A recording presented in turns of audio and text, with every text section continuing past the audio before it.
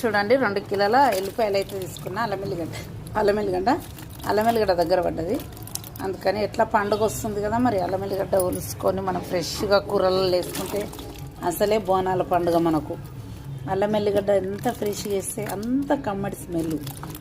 ఈ అప్పటికప్పుడు నూరేసిన అల్లం ఎల్లిగడ్డ చూడు, పాత అల్లం ఎల్లిగడ్డ వేసి చూడు, కూరలు ఎట్లా స్మెల్ తక్కువ వస్తుందో టేస్ట్ కూడా మారుతుంది. అదే మనం అల్లం ఎల్లిగడ్డ ఇప్పుడు ఫ్రెష్గా దంచేసినాం అనుకో, ఇప్పటికిప్పుడు దంచేసినాం అనుకో, అబ్బో మన ఇంట్లో కూర వండితే పక్కింట్లో వాసన వస్తుంది, అంత కమ్మగా వస్తుంది.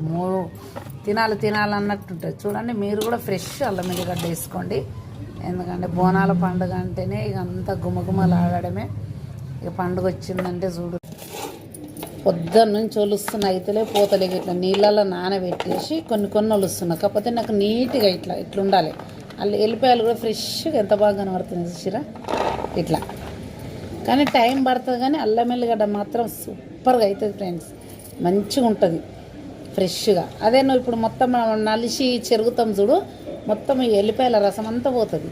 ఇట్లా అయితే ఎల్లిపాయలు కూడా ఫ్రెష్ మంచిగా అయితే తాజాగా అయితే మంచిగా మురికిపోతుంది, మంచి క్లియర్ మంచిగా ఉంటుంది. మనకు అల్లం ఎల్లిగడ్డ వేసుకున్నా చాలా మంచిగా అనిపిస్తుంది. చూడండి నేనైతే ఫ్రెష్ అల్లం ఎల్లిగడ్డ అయితే రెడీ చేస్తున్నా బోనాలకు. మీ బోనాల పండుగలు ఎక్కడి వరకు వచ్చిన ఫ్రెండ్స్? తింపుకొడితే ఏంది అలా బుధవారం అయిపోయింది, బేస్త శుక్ర శని 3 రోజులు ఉంది. ఆ 3 రోజులల్లో ఇక ఈ పని ఆ పని పండుగ సరిపోయిన చదువుకోవడం ఇవి ఇక పని అయితే అయితేనే లేదు. ఇక ఒలిసి గోర్లు పోతున్నాయి.